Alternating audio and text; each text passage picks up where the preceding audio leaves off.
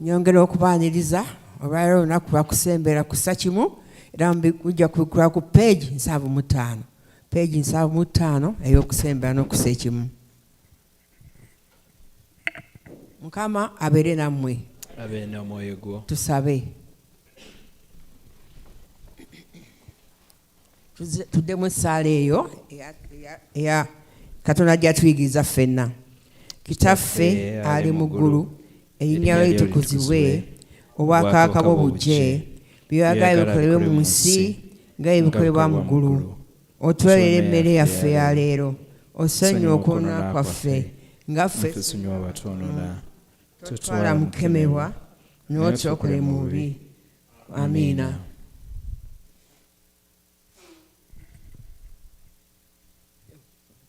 Ayi Katonda ayinza byonna, gwe amanyi emitima gy'abantu bonna n'ebigambo bye baagala, era atakisibwa byama byonna. Tukuza ebirowoozo eby'omutima gyaffe ng'ossaamu omwoyo gw'omutukuvu. Tukwagalire ddala, tutendereze erinnya ly'ettukuvu nga bwe kitugwanira. Kwa Yesu Kristo Mukama waffe. Amiina. Amateeka amampi. Mukama waffe Yesu Kristo yagamba nti wulira Isirayiri, Mukama Katonda waffe Mukama y'omu, era yagalanga Mukama Katonda wo n'omutima gwo gwonna, n'obulamu bwo bwonna, n'amagezi go gonna, n'amaanyi go gonna. Lino ly'etteeka ery'olubereberye n'eryokubiri lyerino nti yagala mulirwanaawo nga bwe weeyagala wekka. Tewali teeka ddala erisinga ago amateeka gonna, era mwe gasinziira era ne bannabbi.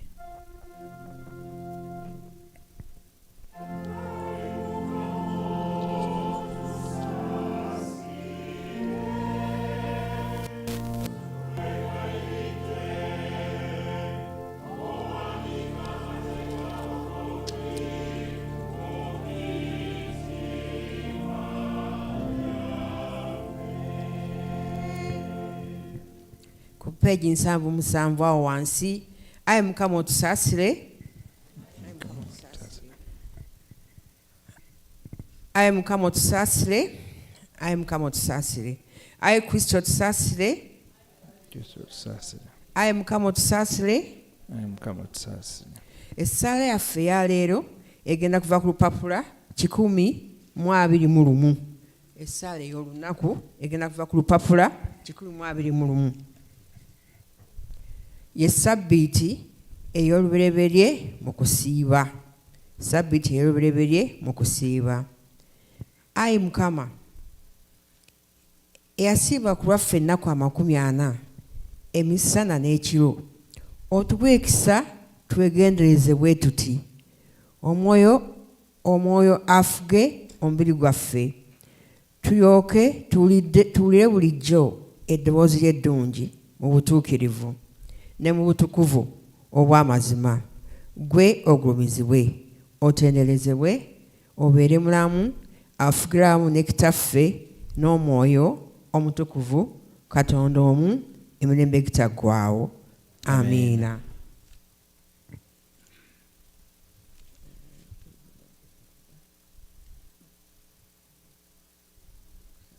Kaakati tugenda mu bitundu.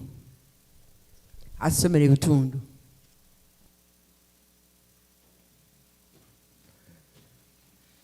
Daudi.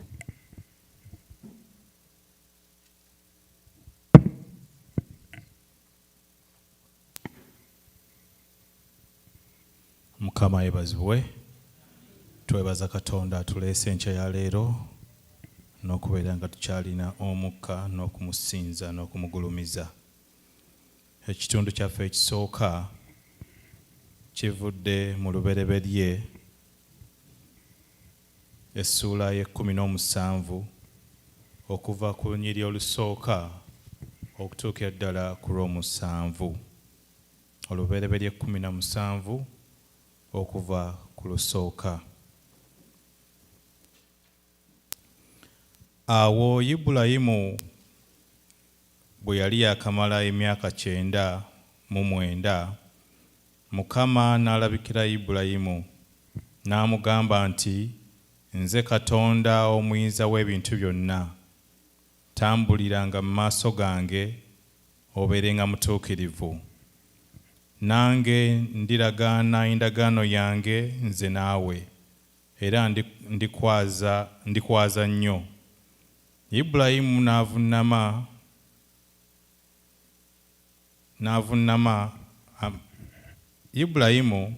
n'avunnama amaaso ge.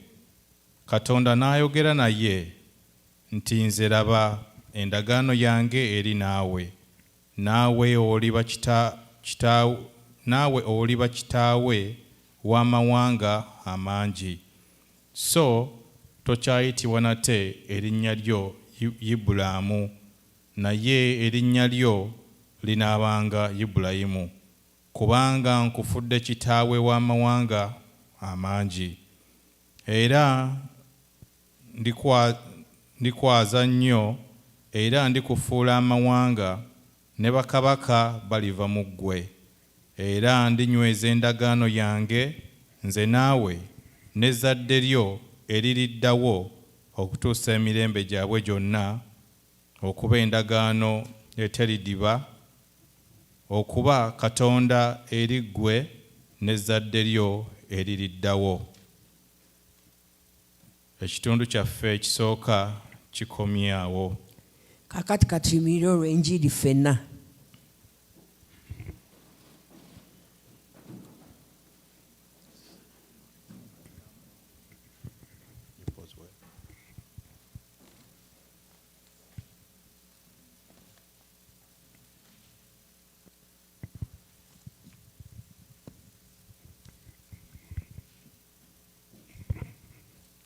Enjiri eya leero evudde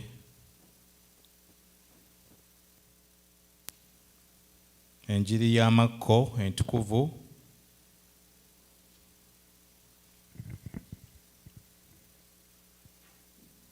essuula ey'omunaana okutandikira ku lunyiriri olwa-31 okutuuka ku lwa-38.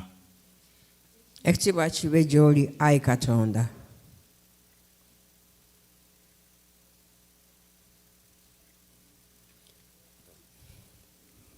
N'atanula okubayigiriza nti kigwanira omwana w'omuntu okuboonyabonyezebwa ebingi n'okugaanibwa abakadde, ne bakabona n'abakulu n'abawandiisi okuttibwa, n'okuyitawo ennaku 3 okuzuukira.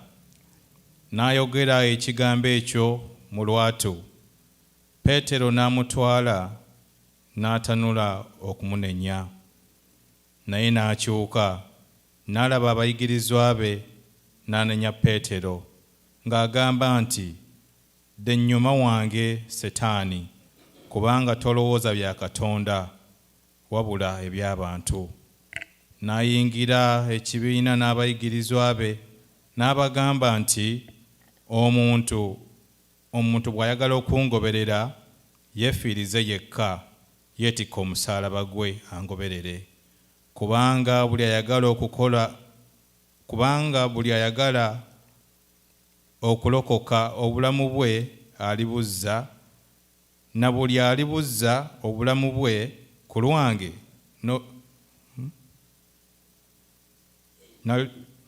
na buli alibuza obulamu bwe ku lwange n'olw'enjiri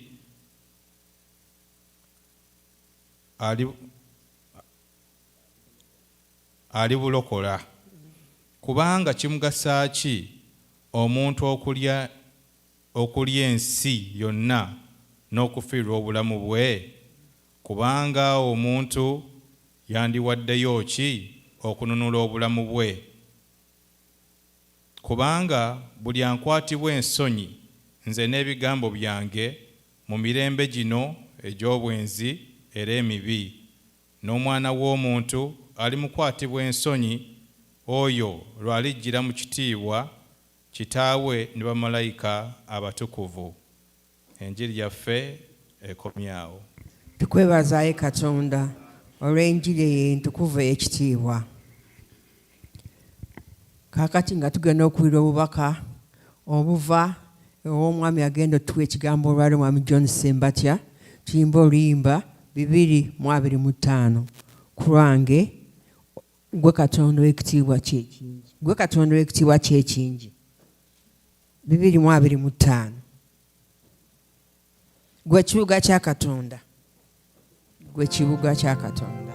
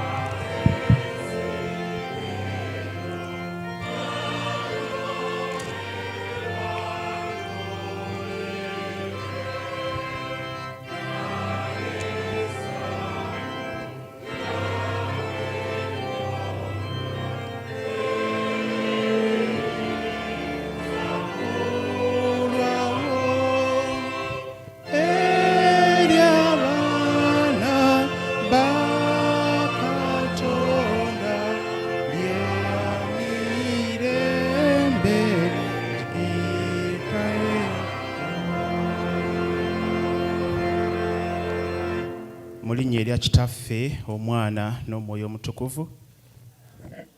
Tusabe tutuule. Mbalamusizza nate mu linnya lya Mukama waffe Yesu Kristo. Mwebale kwerekereza byonna ne mujja okubeerawo mu kubeerawo kwa Katonda. Ekyo nno kimusanyusa. Kabaka Dawudi yagamba olunaku lumu n'agamba nti nasanyuka bwe baŋŋamba nti tugende mu nnyumba ya Mukama. So leka tuleme okukirabanga omugugu ogwa lunaku olw'olwaleero.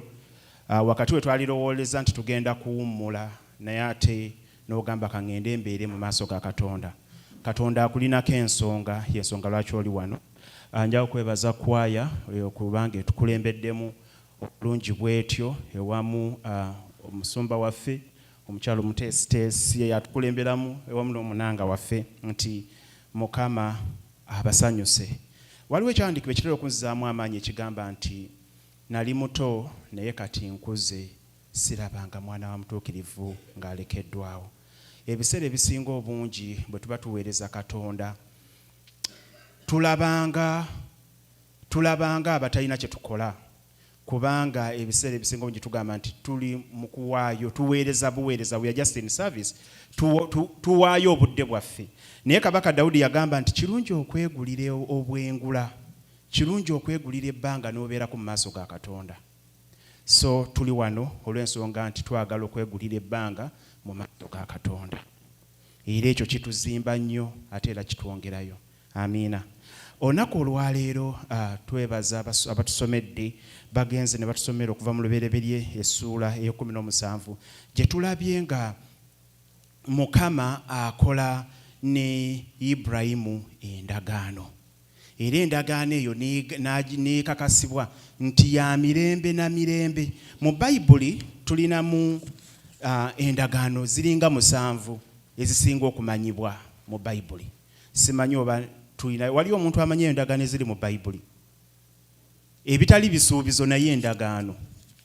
Tusobola okwawula wakati w'endagaano n'ebisuubizo.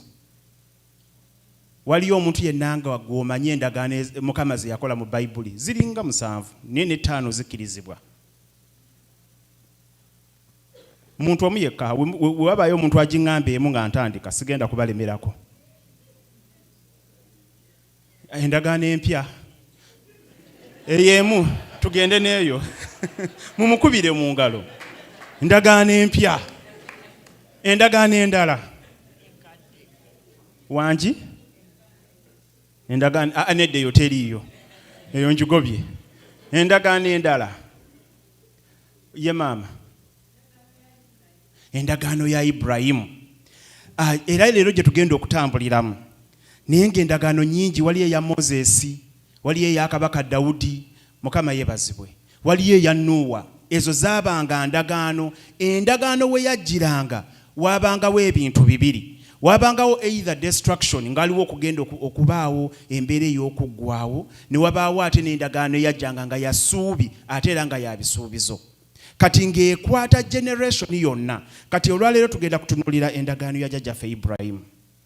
Tulabe kiki ekyetaagisa. Abakristaayo ebiseera ebisinga obungi ogaana omubuuzi otambulira mu kyawandiikibwa ki? N'agamba ekyawandiikibwa kyange kye kino. Naye nga tamanyi okukitambuliramu kitwala ki. Si kwogera bwogezi n'ogamba nti nze ekyawandiikibwa kyange. Abasinga obungi ndaba nnyo beekwata ku kyawandiikibwa kituyiga mu Sunday School ekya Zabbuli 23.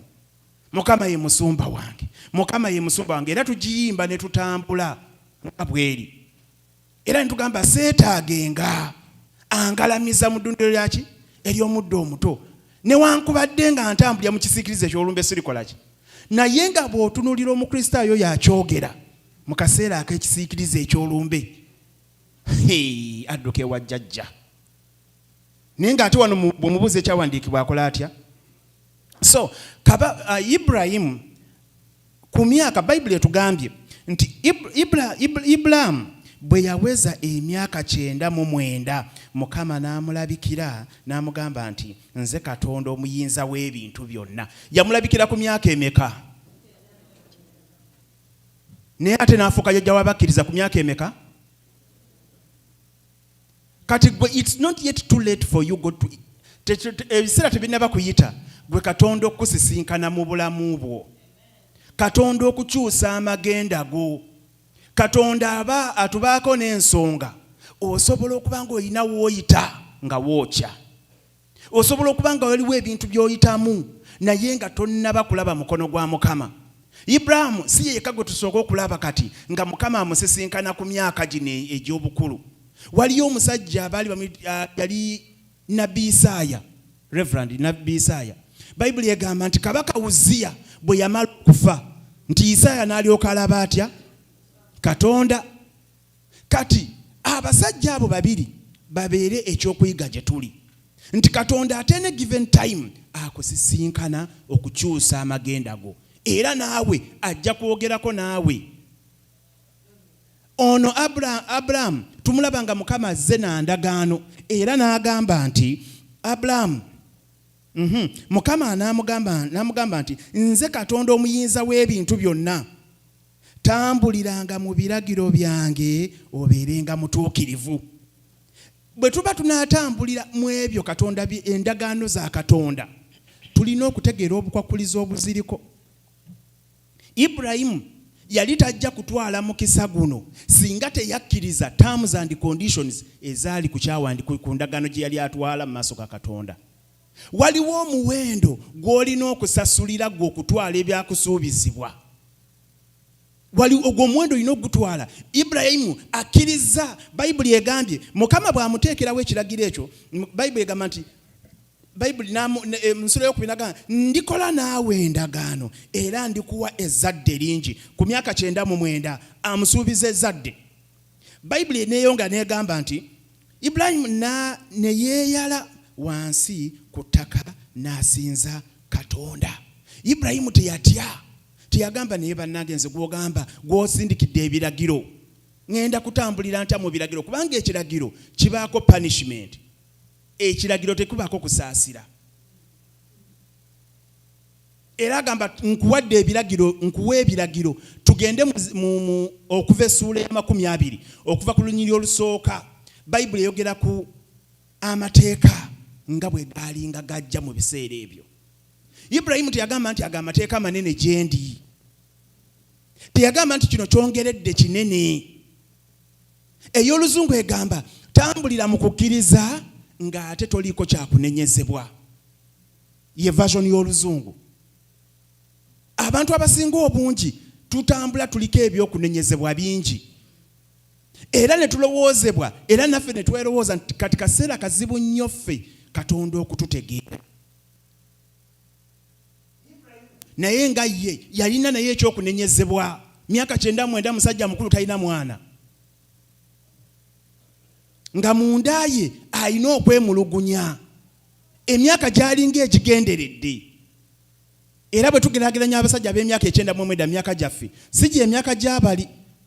Sijja gamba nti no weebuuza nti alizaala atya. Myaka gy'edda, myaka 99 wabanga ofuuse olw'omusajja. Bawangaalanga emyaka 1000, bawangaalanga emyaka 700, bawangaalanga emyaka 4. Kati omuntu ow'emyaka 10 ndowooza yalinga bw'olaba omusajja ow'emyaka 35. Lwaki nkyogera bwe ntyo? Tuddeyo bibiri kale. Bayibuli egamba nti olunaku lumu mu maaso ga Katonda gye myaka 1000 egyaffe. Amiina. Ibrahimu yaweza emyaka mmeka? 99. Ffe emyaka 99 wano batugamba tunalyanga 10 ku nsi ne 10 mu ggulu. Ffe ebisuubizo byaffe bitulaga nti ku 10 obo. Ibrahimu myaka 10 yali atuse mu myaka egy'okumusomoza ne gundi lwaki towasa, lwaki tozaala. Emyaka gikuyitako gigenderera. Kubanga abawangalanga mu biseera ebyo bawangalanga myaka emeka? 4. Adamu yafiira ku myaka emeka? Eno ndagaano yeesooka. Ndi mu lubereberye, siri mu bano ba Yakobo, ba James. Njogera ku kitabo ekisookera ddala mu Bayibuli. Nga boddayo n'otunuulira emyaka gy'Abadamu gye baawangaala, n'otunuulira emyaka gy'abasajja abaaliwo, ng'oggyeko ekibi okubalya, baali bawangaala emyaka egiwerako. Lwakuba sinaakulaba yo yasukka myaka 1000 naye wali aboolwenda. Mukama yeebazibwe. Kati comparing omusajja w'emyaka 90 jjajjaawo, kati Ibrahimu abo baali bajjajja nga ayinayo jjajja yawangala emyaka 90, ye bwe yatuuka myaka 9 ne bamugamba you are too late. Naye toswala. Newankubadde obadde n'omukyalo ono okumala ebbanga ddene, nkuwa endagaano eno ogenaazaala, ogenda kuba n'eggwanga. Abasinga obungi tuwangaalidde mu mbeera ne tulowooza nti awo we tukomye. Awo si yenkomerero. Bayibuli egambye nti ndikola naawe endagaano. Mbadde mbagamba nti okutambulira mu bulamu obutaliiko kunenyezebwa. Abantu tutambulira mu bulamu bwa kunenyezebwa. Ate nga omuntu yatandise okunenya, muganda wange oyinza n'okunoonya w'oyita nga tolabawo. nga omuntu yatandise okutimba bbula nga oba bituufu oba si bituufu bajja kunenya. Naye Bayibuli etugamba tambula nga toliiko kyakunenyezebwa, ate nga n'omutima gwo naawe okakasa nti ddala sirina kyakunenyezebwa. Kubanga ensulo yaffe y'okusikira obwakabaka bwa Katonda nti omutima gwo bwe gutali kusalira musango. Kati abantu bonna basobola okuba nga batambula bakutereera nti nze ku kyagundi nteekawo omukono. Naye ye mu mutima gwe gw'oterawo omukono ng'agamba kale ono singa abadde amanyi. Omutima gwo bwe gutaakusalire musango, obwo bwe bukakafu bw'okusikira obwo bwakabaka bwa Katonda. Kubanga Bayibuli egamba nti omutima mukuusa ani ayinza ogukola atya? Ani ayinza okugumanya? Ibulamu bamugambye ebigambo nga bino, era Bayibuli egamba nti nakka ku ttaka n'asinza Katonda. Bwe yasinza kaali kabonero akalaga nti yali amaze okukkiriza. Bayibuli egamba bweti nti laba nkoze endagaano naawe, oli bajjajja w'amawanga mangi, erinnya lyo terikyali Ibulamu, naye erinnya lyo linaayitibwanga Ibulayimu, kubanga nkufudde jjajja w'amawanga amangi, ndikuwa ezzadde lingi, era olivaamu amawanga n'obwakabaka. Naanywezanga endagaano gye nkoze naawe n'ezzadde lyo. Ezzadde lya jjajjaffe Ibulayimu bamugambye agenda kubeera jjajja waaki? Ekyo kye kitufuula abazzukulu ba jjajjaffe Ibulayimu.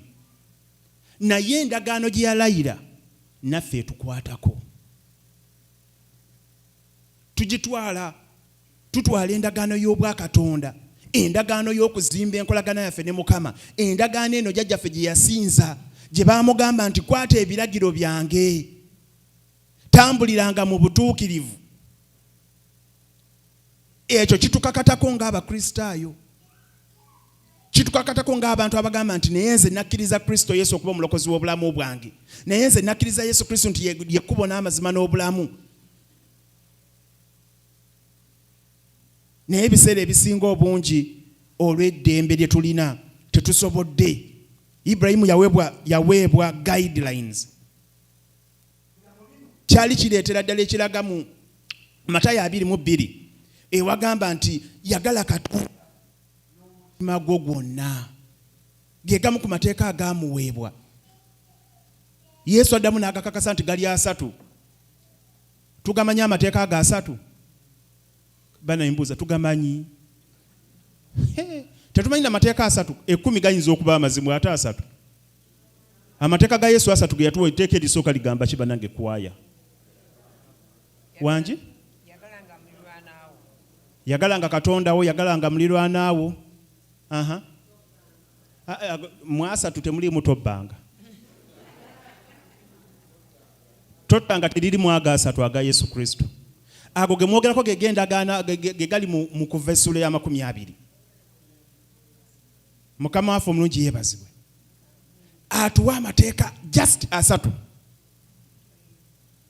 Era mwago ge gakumaakuma amateeka gano gonna 10.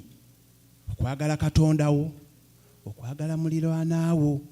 Naye Abakristaayo twagala baliraanwa abaffe. Kubanga bye biragiro ebyatuweebwa. Kati gwe tojja kuva eno okwate bukwasi byawandiikibwa, nze ntambulira mu kyawandiikibwa kino, eri Isirayiri teriba ddogo. Ekyo kisuubizo kyakuweebwa. Naye teriba ddogo. Omuntu ayagala muliraanwa we tasobola kuloga. Kyo kitegeeza tolina budde obwo. Naye singa kati eggulu libikuka essaawa eno, Katonda n'agamba nti kati njagala kubalaga bokka bayinayirize mu kkanisa, tuyinza okudduka emisinde.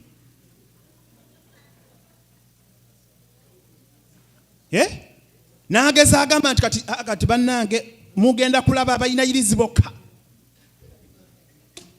Kubanga ne mu Bakristaayo tukyalinayo abantu abasisinkana omukazi n'agamba ndabye ekisiraani kansooke nzire munda. N'omugamba ne wait a minute, oli mufumbo, olina abaana abawala tebakusisinkanye. Naye n'osanga omusajja nga naye yakyakitwala. Bw'osanga omukazi oba osanze ekisiraani. Naye nga naye Mukristaayo. Oyina ne maama wo gwokera okubira ku makya simu noga maama wasuza otya. Kyovu tolaba nti abantu abasinga obungi tubuze nnyo olw'okubula okumanya. Endagaano za Katonda tezikoze mu bulamu bwaffe kubanga tetuwewaddeeyo kuyiga kigambo kya Katonda. Era tetusobodde kwagala balirwana baffe. Kyovu tolaba nti tetugenda mu biseera bya kulonda. Omukulembeze w'ebyokulonda wanaaba atuuse okwogera ajja kwogera. Tugenda mu kulonda kati ate mugenda kulaba empala n'ezisituka. Nze njagala bagamba Bayibuli tugamba mwagale ne balirwana bammwe. Si kiseera kya kwekonjera. Kati mugenda kulaba obukundi nga buli kamu nze ndi ttiimu gundi. Naye nga tetwagala abakulembeze b'ekkanisa abagenda okuyamba St.Peter okuva weri ogenda mu maaso si mikwano.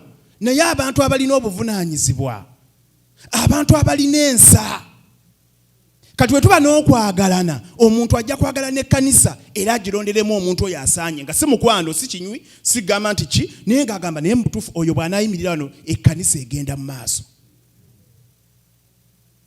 Amiina. Bino ebigambo biruma era tebinyuma kwogera mu kkanisa kaseera nga kano. Naye ekigambo kya Katonda Bayibuli egamba nti kitala kya bwogi obu kisala wonna nga bwe kibaluma nange bwe kinuma. Muyinza okulooza nti ndi mu bafumita bisoni nange mbyefumita. Kubanga ndi mwana wa muntu. Ibrahimu we baamuwa endagaano yafukamira n'avunama teyagamba nti naye mulimu ekinene lindamuko katono sooka ompeemu obudde. Yakkiriza bukkiriza. Abakkiriza tulina kukkiriza kubanga tuli baki? Naye kibi nnyo bwe tutuuka okubeera mu kukkiriza nga mulimu bye tutalina kukkiriza. Mukama yeebazibwe. Makko badde batusomera Makko ne batusomera omusajja Peetero. Abuuza Mukama waffe nti biki by'oyogedde n'amuyita n'amuzza ebbali. N'amugamba oyogedde otya? Yesu n'amugamba gwe Sitaani va mu maaso dde ebbali. Lwaki mulowooza Peetero Yesu yamuyita Sitaani? Kubanga Peetero yalabira Yesu mu kifaananyi kye yali talina mulabiramu. Ye bwe yamulabanga yagambanga omusajja waffe oyo teryamukwatako oyo kabaka. Naye gwayita kabaka alimu mugamba nti mu nnaku 3 nja kufa. Peetero agamba tekisoboka teriyo byakufa. Yesu namugamba gwe oli Sitaani demba ki? Lwaki? Kubanga enkola ya Katonda si enkola y'omwana w'omuntu. Enkola ya Katonda mu bulamu bwo si enkola y'abaana b'abantu. Katonda enteekateeka gy'akuteekateekedde teriimu. Nze mbadde ngamba ab'oku kyaki y'okumakya ne bagamba nti bwe twali tuva e Uganda buli muntu yakkiriza n'ogamba Mukama bwe ntuuka mu Amerika ngenda kukola. Mwattu bw'otuuka ate mu Amerika Katonda adde ebbali n'otandika ate okukkiriza ebigambo by'abakusoose bw'otuukire wantu nga bavuga Uber nawe ofuuka muvuzi wa Uber. Katonda aba takyakola. Era omuntu bw'omubuuza okola mulimo ki? Nti nze ndi home health aid ng'omanya nti yatuukira wali basawosawo. Kubanga okukkiriza kwaffe tukujja ku Katonda ne tukuzza ate kati mu bantu. Naye ate Katonda bw'abanga Bayibuli egamba nti mbawadde obugagga bw'amawanga aba baleese kubakulaakulanya. Kye kyamugambisa Ibulayimu nti tambula na kukkiriza. Totambula na kulaba. Tutambulidde nnyo mu kulaba. Obusobozi bwaffe we buli we twagala okukoma. Nze nasoma ndi musawo kati gwe weetunulira ng'omusawo totunulira Katonda. Naye omuntu atambula n'okukkiriza akola ebintu ebisukkulumye kubanga munda ye wabaayo Katonda amusobozesa okugejja. Bayibuli kyevudde egamba nti nkukyusa erinnya ly'okukkiriza. Nkujja ku Ibulaamu nkutuuma Ibulayimu. Katonda akujjaawo w'oli akuwa erinnya eddala. Lwaki? Kubanga okkiriza okutambulira wansi we. Twajja kukyusibwa mu Kristo. Twajja kuva ku ddaala kwe tuli kweyongerayo. Tetwajja kubeera stagnant. Tetwajja kusigala awo. tewali kitugaana nga bannayuganda abavudde e Uganda ne wutwa nga tuzze mu nsi eno okufuuka baddokita tekiriyo. Naye olw'okuba tulimitinga Katonda n'okutegeera kwaffe kutono tutunulira obusobozi bwaffe ne tugamba abaana baffe bali bisoma n'olyoka ofiira mu nursing home for the rest of your life. Kanyagamba omugongo gunnuma amagulu gannuma buli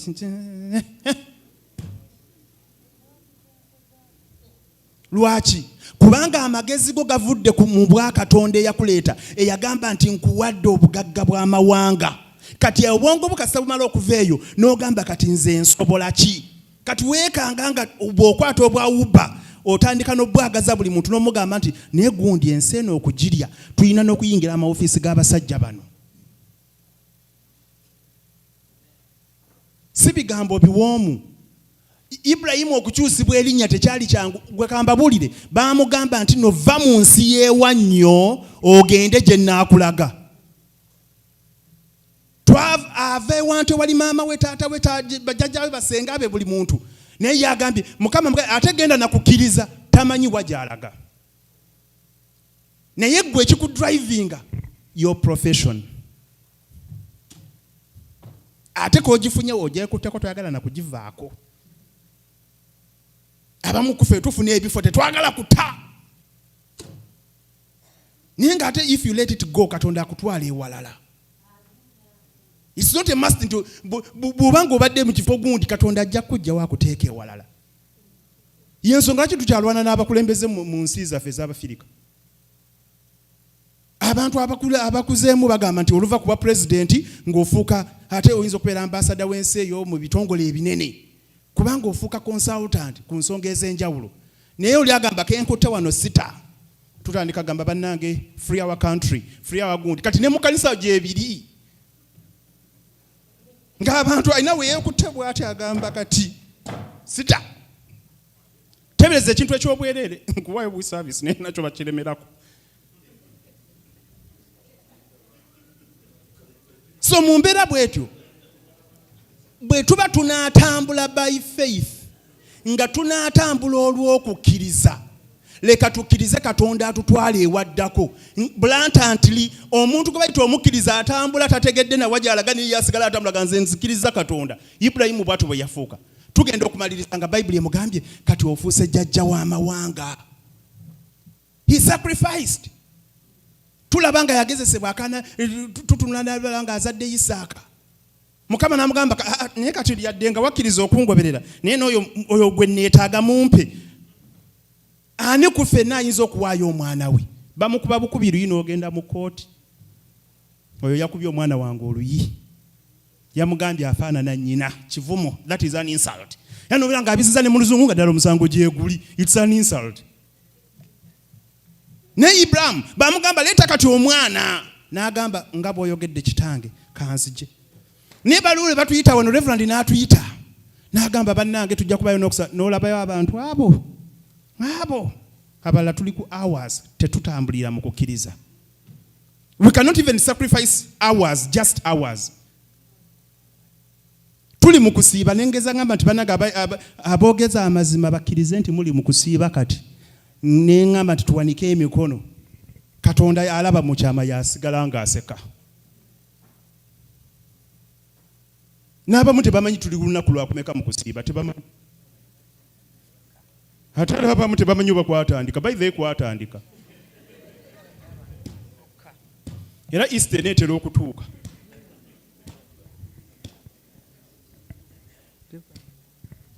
And I'm sorry to say that. Leka tukkirize tutambule olw'okukkiriza. Okujja obuzize mu kkanisa n'ogamba ndi mu Kristaayo tekimala. Y'ensonga lwaki tutambula tulina yirizi zaffe tutambula tulina bino kubanga okujja mu kyaki gwafuuka omugendo then okufuna kwe twekwata ate yafuuka enzikiriza yaffe. Era ogenda okuyo omukristaayo ng'agamba lwala embeera ng'omanya oyo kazaala abalongo bagenda kukola batya abalongo. Mukama yeebazibwe. Omusajja ono yawaayo saddaaka. Yakkiriza n'agamba Mukama nga bw'oyogedde bwe ntyo let me walk that direction. St. Peter's wano erina okusukkulumawo. Bannayuganda bangi abasinga wano. Service tusobola ogifuula nga ddala eri accommodative to everyone. Mukama yeebazibwe. Bwe tuba tunatambula olw'okukkiriza tutunuye St. Peter's mbadde ntunuulira listi z'abantu nga tetuwera abantu 80 bammemba b'ekkanisa. Tetuwera. Ntunulidde obweyamo ne ntunuulira project 1120 yonna nenzikiriza Katonda nti tetuwera 100. So mu mbeera bw'etyo wabaawo ekyokuyiga ekkanisa bw'eba eneegenda mu maaso. Bigambo ki by'oyogera ku kkanisa ng'ofulumye? Weekakasizza nti ogenda kwetikka omusalaba ogwogeddwako mu Makko. Bayibuli egambye nti oyo anangoberera yeetikka omusalaba gwe angoberere. Emisalaba tulina gyanjawulo. Abamu tulina emisalaba gy'amabanja batumanyi amanya nti oyo talisasula. Wazukaani nti waziroze gundi nti Mukama akusaasire zo zireke wazidonatinze. Naye nga Mukristaayo munnammwe mu kkanisa. Kati okwetika omusalaba ogwo si kyangu. Emmotoka wagiwaddaani nti wagiwadde gundi nti bwekomawo nga tebagikulubudde kisa kya Katonda. Ye bamanyi nti olugikwatako ekulubulwa bukulubulwa. Yavuga damage. Abamu ku ffe batuma emisalaba gye tulina gyakuwogera bubi ku bannaffe. Naye Bayibuli egambye mu Makko nti twerekereze byonna tubyetike ku mutwe. Waliwo ali ready Katonda oyo gwe twakkiriza Kristo Yesu. Bwe tunaawaayo omuwendo ogwo agenda kubeera wanjawulo mu bulamu bwaffe. Agenda tukyusa. Ye tagamba nti sigenda kukyusa. No. Agenda tukyusa. Agenda tutwala ku ddaala eddala. Teweenyooma yadde wakajja mu Amerika oba wajja emyaka mingi basobola okuba nga bakubalira emyaka. Kkiriza bagibale. Nyate tambulako eddaala eryokubiri. Baako ekintu ky'oba otunuulira. Kubanga tetulina sife tulina agenda y'obulamu bwaffe. Ibrahim ku 9:9 bamugamba ve wammwe tambula genda. Mukama yeebazibwe. Bameka kufa abalikkiriza okutambula nga tutuse emyaka ng'egyo. Buli omu agamba ndeka. Ate kati ennaku zino buli omu atunuulira kati ndowooza ebintu byazeemu oluzungu abantu batulina nursing home. Saagala za wano saagala zeeri. Naye nga amazima akkiriza munda ye nti nursing home is another stage of life. Ate era bw'okigaana you are living a denial. Bw'oba tujja zibeera mweza wano mukole Uganda naye ne Uganda temukozeeyo mbu bababba ssente. Kwegamba ne mutubuzaabuza batusabe saala ki?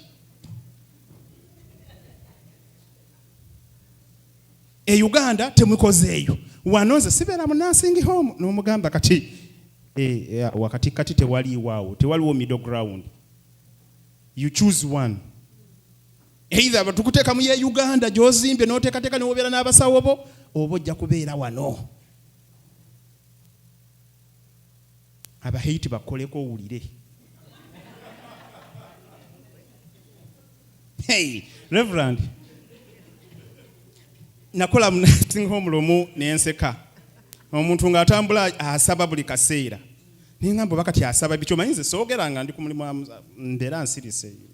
Naye amusoma kya observant. Nze kizibu nnyo okutambula ekintu ne sikiraba naye nsobola okukitwala ekijjako amaaso. Naye natunulyanga abantu ng'alina Bayibuli alina n'ennyimba z'asinza.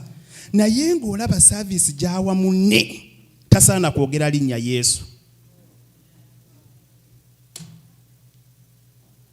Naye nga ataddeko n'ebintu bituwogganira. Hey, my church, my church, my church. No, gamba, excuse me. Oyo gw'oyisa bw'otyo. Funamu at least enjiri munda yo. Ayinza obutaba maama wo naye funamu enjiri eyo y'okwagala. Naye buli omu saagala kumanya nze sinze maama we sinze I was forced ku church I mean ku mulimu olumu okugamba abantu nti naye ayo Christian. Oli mu Kristo. Dala osoma Bayibuli gwe. Yes, my reverend, my pastor. Ngamba what? Kati nitandika omugirayo ebyandika ngamba are you a pastor? Nemugamba no, I'm just a believer. How do you know the Bible? Nemugamba no, yetukakatako fenna okubanga tugimanyi. naye naffe ojja kusanga abantu abakuŋŋaanira mu St. Peters ng'era nayo baliwo bekokola ku mirimu. So tukoppe, tubeeko kye tukoppa, twetika emisalaba gyaffe mu kaseera nga kano ak'okusaba n'okusiba n'okunoonya Katonda n'okuzimba enkolagana yaffe. Leka tubeere abasajja n'abakazi abali ready okutambula. Let us be compliant. Leka tutegeere ekigambo kya Katonda. Leka tuleme okukyogerako obwogezi, naye ate tuve ku ddala we tuli nga tweyongerayo. Tewaliiwo Katonda kyatasobola kukyusa mu bulamu bwaffe. Ye Katonda yekka akyusa ripooti z'abasawo. Amiina. Ye Katonda yekka akola ki? Tafaayo baba kugambye manya ki ekirina complication. Yagamba bugambe, nze ndi Katonda awonya. Era bw'omwekwata kajja kukola atya. Katonda aliwo kiseera kyatuuka n'akuwa okuwummula okw'emirembe nga kwe yawa kabaka Dawudi.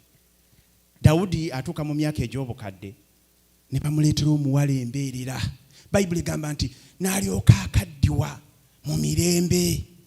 Abantu abali mu Katonda basobola okukaddiira mu mirembe. Tekitegeeza nti buli mukadde amagulu galina omuluma, amanya mutwe, amanyo ne gakola gatya n'ofuuka wandwadde eddwaliro ku ddwaliro. Si tekitegeeza ku Katonda. Omuntu osobola okukaddiira mu mirembe mu Katonda. Ne bagamba bambi yawummudde naye naffe tetwategedde naye yatugenzeeko. Oyo ye Katonda gwe tusinza.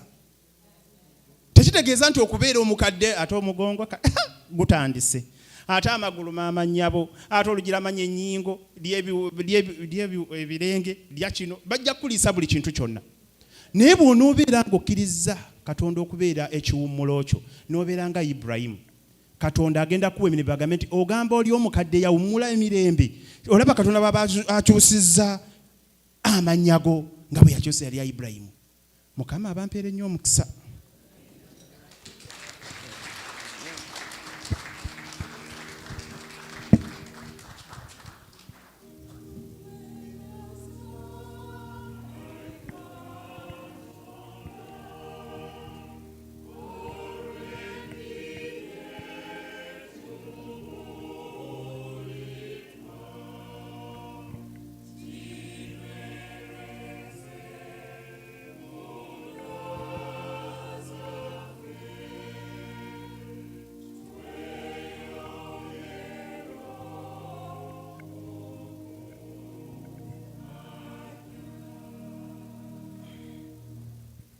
Webale nnyo mwami Ssembatya bannange atubuulidde ekigambo ekiyitirivu ne wowe okootakoota nga Solomon ocha in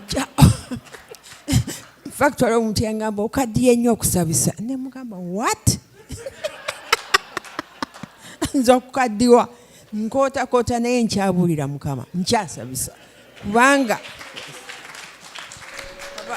Mukama yakola endagaano eya Ibulayimu nange ntambuze ki ekigambo kya Katonda. Webale nnyo mwami Ssembatya obutatuyisa mu maaso abakadde tukyalina obulamu. Webale nnyo bambi. Kaakati nga tweyongerayo njagala tugenda kuddamu enzikiriza ya Niike. Muyimirire mwenna tutunulire emmeeza entukuvu tuddemu enzikiriza ya Niike ku page 78.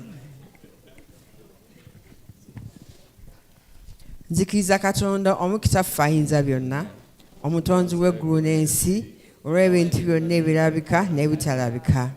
Era ne Mukama omu Yesu Kristo, omwana eyazaalibwa omu yekka, Katonda eyazaalibwa kitaawo ensi zonna nga tennabaawo. Katonda ava mu Katonda, omusana guva mu musana. Katonda ddala ava mu Katonda ddala, eyazaalibwa teyatondebwa, alina okubeera okumu ne kitaffe. Ye atonda ebintu byonna. Ye yava mu ggulu n'akka waffe olw'obulokozi bwaffe. N'atwalibwa omubiri ku bw'Omwoyo Omutukuvu, omuwala atwanyi musajja Maliyamu. N'afuuka omuntu, n'akomererwa ku musaalaba ku mirembe gya Pontiyo Piraato ku lwaffe. N'attibwa, n'aziikibwa. Olunaku olwokusatu n'azuukira mu bafu nga bwe kyawandiikibwa. N'agenda mu ggulu.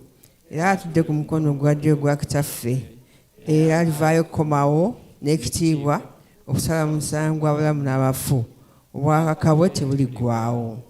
Era nzikiriza Omwoyo Omutukuvu, Mukama era omugabi w'obulamu ava mu kitaffe ne mu mwana, asinzibwa atenderezebwamu ne kitaffe n'omwana, yayogera mu bannabbi.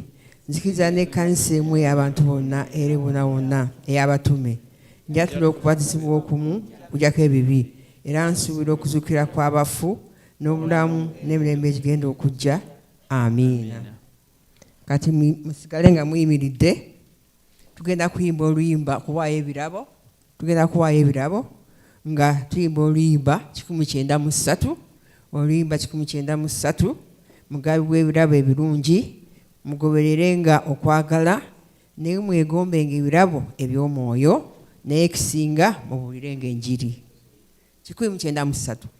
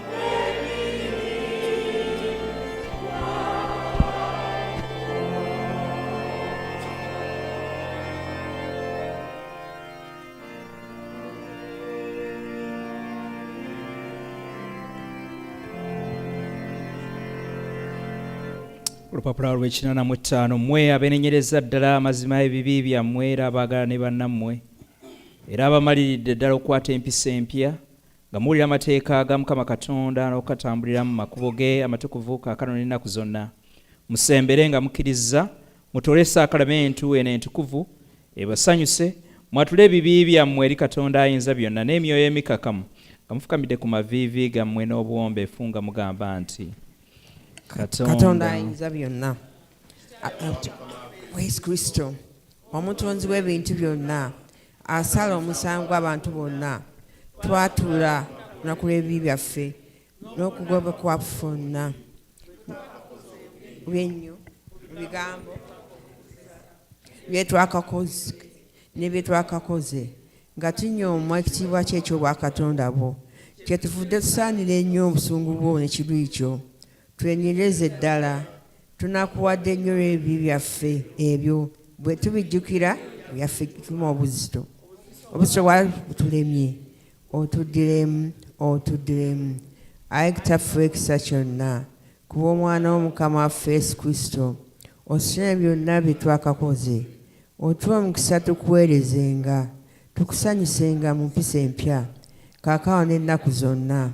Erinnya ligumizibwe litenderezebwe kwa Yesu Kristo mukama waffe. Amiina. Katonda ayinza byonna kitaffe ow'omu ggulu eyasuubiza olw'ekisa kye ekingi okubasonyiwa bonna abadda gy'ali nga beenenyereza ddala era nga bakkiriza mazima, abasaasire mmwe, abasonyiwe, abalokole mu bibi byammwe byonna, abanyweze, abawa amaanyi mu birungi byonna, abatuuse mu bulamu obutaggwaawo ku bwa Yesu Kristo ye mukama waffe. Muwulire ebigambo eby'essanyu omulokozi waffe Yesu Kristo bye yagamba bonna abamukyukira mu mazima, mujje gye ndi mwenna abakooyera abazitoowereddwa, nange nnaabawummuza. Muwulire nate Pawulo omutukuvu bw'ayogera nti ekigambo kyesigwa era kisaana okukkirizibwa kwonna ti Kristo Yesu yajja mu nsi okulokola abalina ebibi. Mukama abeere nammwe. Mwimuse emitima gyammwe, tweyanze Mukama Katonda. Okulaba ekyo kulungi kisaana. Kirungi kisaana nnyo, kitugwanidde ddala okunyweza mu biro byonna, mu bifo byonna. Ayi Mukama Kitaffe omutukuvu, Katonda ayinza byonna ataggwaawo, naffe awamu n'abamu ne bamalayika abakulu wamu ne bajjajja ne bannabbi, abatume n'abajulirwa, era n'ekibiina eky'omu ggulu butukuvu kyonna kye twatusuuta, tugumiriza erinnya lye ery'ekitiibwa nga tukutendereza obutamala nga tugamba nti omutukuvu, omutukuvu, omutukuvu Mukama Katonda ow'eggye, eggulu n'ensi bijjudde ekitiibwa kyo.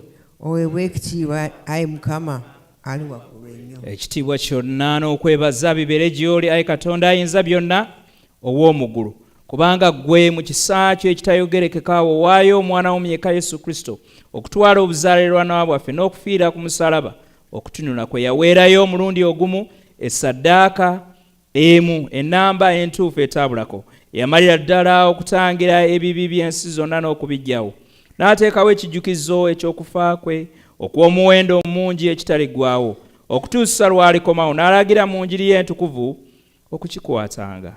Ayi Kitaffe ow'ekisa, tukwegayiridde n'obuwombeefu otuwulire, otuweffe bwe tunaatoola ebitonde byo bino, omugaati n'envinnyo, omwana w'omulokozi waffe Yesu Kristo nga bwe yalagira, nga tujjukira okufa kwe baamutamu, tugabirwe omubiri ogulina omukisa omungi n'omusaayi gwe. Kiro kye baamuliramu olukwe, yaddira omugaati, bwe yamala okwebaza n'agumenyaamenya, n'abagabira abayigiriza be n'abagamba nti mutoole mulye, guno gwe mubiri gwange oguweereddwayo ku lwammwe, mukolenga bwe mutyo okujjukira nze. Era bwe baamala okulya n'addira bw'atyo ekikompe,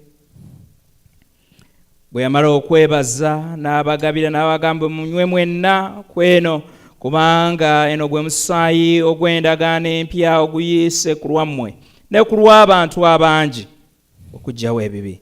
Mukolenga bwe mutyo buli lwe munaagunywangako okujjukira nze.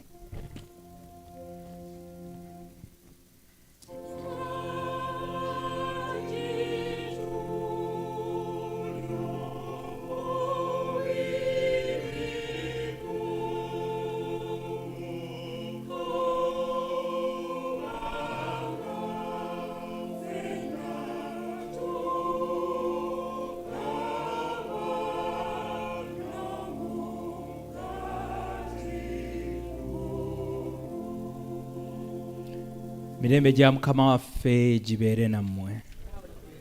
Kale akuliraanye mwagalize emirembe gya Mukama waffe.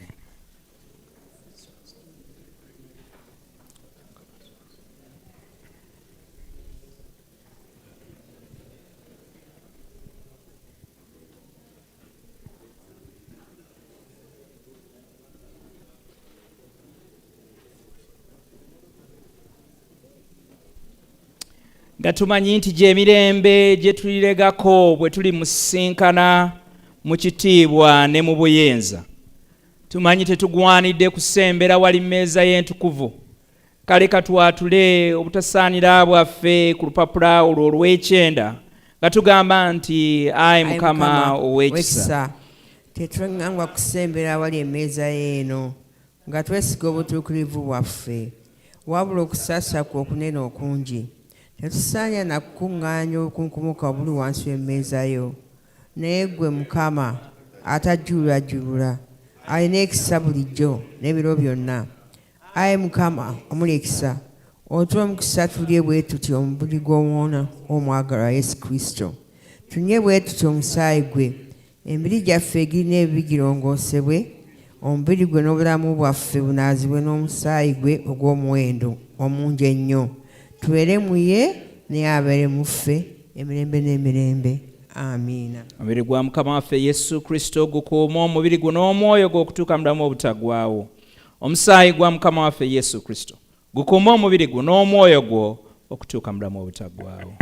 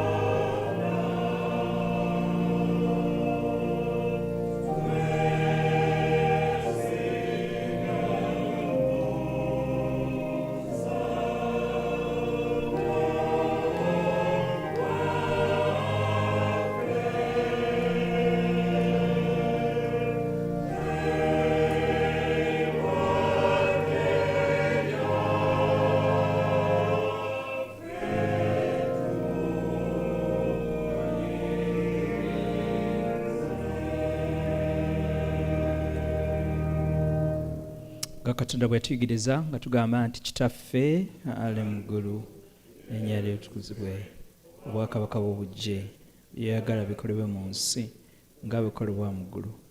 Otuwa emmere yaffe ya leero, osonyiwa okwonoona kwaffe nga naffe bwe tusonyiwa abatwonoona, totwala mu kukemebwa n'ebudubuli mu bibi, kubanga obwakabaka n'obuyinza n'ekitiibwa bibyo emirembe n'emirembe. Amiina. Katugendere wamu mu kitiibwa ekimpi, ekitiibwa kibeere Kitaffe n'eri Omwana n'eri Omwoyo Omutukuvu nga bwe kyali olubereberye bwe kiriba emirembe n'emirembe. Amiina. Katonda ayinza byonna ataggwaawo, twagala okwebaza nnyo nnyini ddala olw'okutusembeza ku mmeeza y'entukuvu n'olw'okuwulira ebigambo ebyo ebitusoomooza ku kuyitibwa kwaffe ne ku ndagaano gy'okoze naffe abantu bo. Tukwegayirira nga bw'otegeeza kubeera abeesigwa okwetikanga emisalaba gyaffe okugoberera. Ne mu Ssabbiiti eno gye tuyingidde, leka Omwoyo w'Omutukuvu atuluŋŋamye. Baddu bo n'abazaana bo mikono gy'omwe bateeka. Katonda ayinza byonna obakuume, Katonda ayinza byonna obaakiza omusana gwo, olekeze obwenyi bwo, obalwanirenga, obayigirizenga okwesiga n'omukisa gwa Katonda Kitaffe n'Omwana n'Omwoyo Omutukuvu. Omukisa ogwo gubere ku mwena gwo bakuume, guleme okubavaako kaakano emirembe n'emirembe. Amiina. Kambase mutuule. Twagala okwebaza